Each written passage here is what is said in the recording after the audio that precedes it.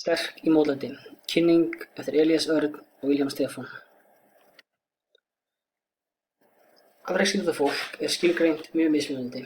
Þegar Íþrótta- og Ólympíusamband Íslands skilgreinir framúrskarandi íþróttafólk tala þau einstaklinga eða flokka og skipta fólki eftir mismunandi árangri. Afreksmaður er hver sá íþróttamaður, flokkur sem stenst ákveðna viðmiðun í viðkomandi greinum. Til að ná afreksárangri þarf margra ára þjálfun og þrautlausar æfingar sem reyna mikið á líkamlegt og andlegt áreiti til langs tíma. Einstaklingur nær afreksárangri með hvatningu og frammistöðu. Afreksíþróttamenn hafa verið sýndar 3 rannsóknir sem nefnast makró-, mesó- og míkrórannsóknir. Makrórannsóknir fást við það sem getur haft góð áhrif á mótun afreksmanna í íþróttum í víðu samhengi. Umhverfið getur haft áhrif á frammistöðu íþróttamanna út frá makró sjónarhorni, í gegnum marga félagsmótunaraðila sem standa nálægt íþróttamanni. Þessir félagsmótunaraðilar eru fjölskyldan, þjálfarar, vinir og jafningjar.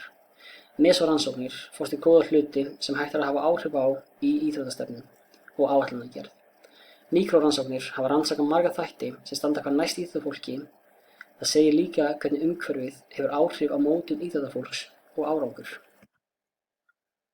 Fjölskyldan og vinir hafa gríðarleg áhrif á árangur íþróttamanns. Fjölskyldan skiptir hvað mestu máli á yngri árum vegna þess hvað hún gefur mikinn stuðning og hvetur sitt fólk áfram. Yngra afreksíþróttafólk á einhverja fyrirmynd sem er í fjölskyldunni. Hvatning virkar best þegar lögð er áhersla á að hafa gaman frekar en að vinna. Íþróttafólk sem kemur frá stórri og margverðlauna fjölskyldum er líklegra til að ná meiri árangri heldur en aðrir sem koma frá fjölskyldum þar sem hafa fáir æft íþrótt í gegnum tíðina. Maður verður að hafa mikið sjálfstraust í þessu og trúa á eigin getu. Líka er gott að eiga góðan vin eða vinkonu sem getur ýtt undir gleðina sem fylgir því að taka þátt. Þjálfarinn getur hjálpað þér mjög mikið af því það skiptir miklu máli að hafa góðan þjálfara í íþróttum sem þú æfir. Þjálfarar eru til þess að hjálpa þér að ná árangri og hvetur fólk til að gera betur en það gerði á seinustu æfingu. Meiri partur allar þjálfunar snýst að kenna íþróttafólki gildi sem liggja til grundvalla í íþróttinni. Þjálfarinn þarf að geta skapa gott umhverfi og hafa skemmtilegt viðhorf til íþróttarinnar. Margir þjálfarar gera stundum þau mistök að gleyma fyrir hvað er verið að þjálfa. Þeir þurfa að vaxa og hafa jákvæðar hugsanir sem virka hvað best á íþróttafólk. Þegar þjálfarinn nær að skapa jákvætt umhverfi eða leiðbeinandi varðandi markmiðasetningu, þá byggir hann sjálfstraust íþróttamanna.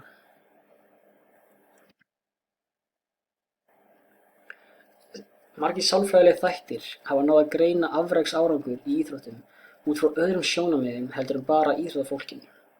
Afreksíþróttafólk er tilbúnara til að skuldbinda sig íþróttinni en þeir sem flokka sem miðlungs íþróttafólk. Það vill kunna að nota markmiðasetningu, sjálfstal, en einnig vilja beita skynmyndaþjálfun. Íþróttafólk er einbeittara í íþróttinni og notast við þessi atriði fyrir keppni eða á meðan keppni stendur.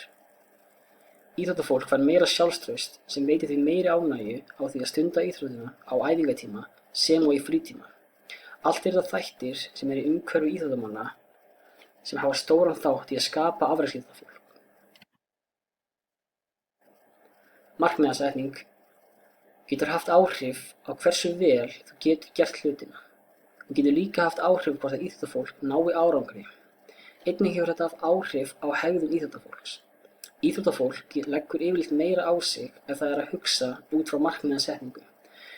Þau hafa meiri orku til þess að hvetja sig sjálf áfram og hafa meira sjálfstraust og vilja til að gera hlutina. Stundum geta markmið haft óábein áhrif á hegðun og getur síðan haft mikil áhrif á frammistöðu í gegnum marga sálfræðilega þætti. Markmiðum er skipt niður í 3 mismunandi flokka: niðurstöðu, frammistöðu og ferilmarkmið. Niðurstöðumarkmið eru sett í samræmi við ákveðna niðurstöðu sem einstaklingur vill ná, til dæmis sigur í keppni. Frammistöðumarkmið snúast að reyna að bæta fyrri frammistöðu og er ekki eins háð frammistöðu annarra. Ferilmarkmið miða að því að bæta ákveðna færni eða tækni. Sjálfstal er notað til að bæta góða frammistöðu íþróttamanna og auka möguleika á afreksárangri.